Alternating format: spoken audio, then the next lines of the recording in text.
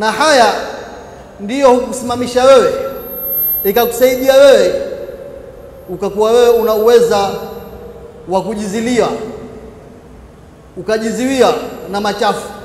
Takufu anil maasi watajtanibu anil kabaih. Haya ndio kufanya wewe ukaweza kujiziwilia na maasi, ukaepuka mambo mabaya.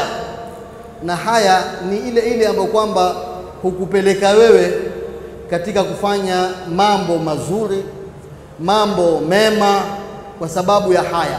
Haya ni ya kupelekea kufanya mema, haya ya kupeleka kufanya mambo matabia nzuri, haya ya kupeleka kufanya ihsan, haya ya kupelekea wewe kutenda zema. Ndiyo haya kuziwilia wewe kufanya uchafu, haya kuziwilia wewe kufanya ubaya. Kwa hivyo ule mwenye haya atajipima mwenyewe. Je, yeye apenda kufanya mambo mazuri? Je, yeye apenda kufanya mambo mema? Je, yeye afanya ihsani? Je, yeye aona neema ya Mwenyezi Mungu? Je, yeye aona upungufu wake na kasoro yake? Je, yeye apatia kila mwenye haki ampatia haki yake?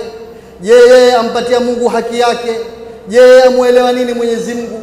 Akisha kujifikia akajiona ana wema au fanya, ana ihsani anazifanya, ana fadhila anazifanya, ana tabia nzuri aifanya, maasi yote ameyakimbia, ameepuka maasi, ameepuka mabaya, basi mtu kama yule ajijue ana haya. Ndio sifa ya muumini. Na haya imewekwa katika nafasi kubwa katika imani. Haya ina nafasi kubwa katika ihsan. Haya ina nafasi kubwa katika Uislamu. Uislamu ni dini ya haya. Muislamu lazima awe na haya. Ukijifakhiri mimi Muislamu, basi wajifakhiri kwa mimi Muislamu, almuslimu alhayy, mimi ni Muislamu mwenye haya. Ukijifakhiri wasema ana almu'minu alhayy, mimi ni muumini mwenye haya. Ukijifakhiri wasema ana almuhsinu alhayy, mimi ni muhsin, mimi ni mwenye kufanya wema, lakini mimi naona haya.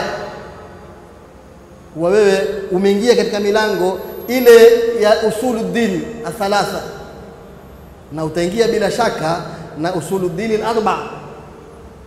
Kwa kuwa wewe umejua kuna siku ya mwisho, kwa kuwa wewe umejua kuna Mungu, kwa kuwa wewe umejua kuna malaika, kwa hivyo umuone haya Mungu, waonea haya malaika, waiogopea siku ya mwisho.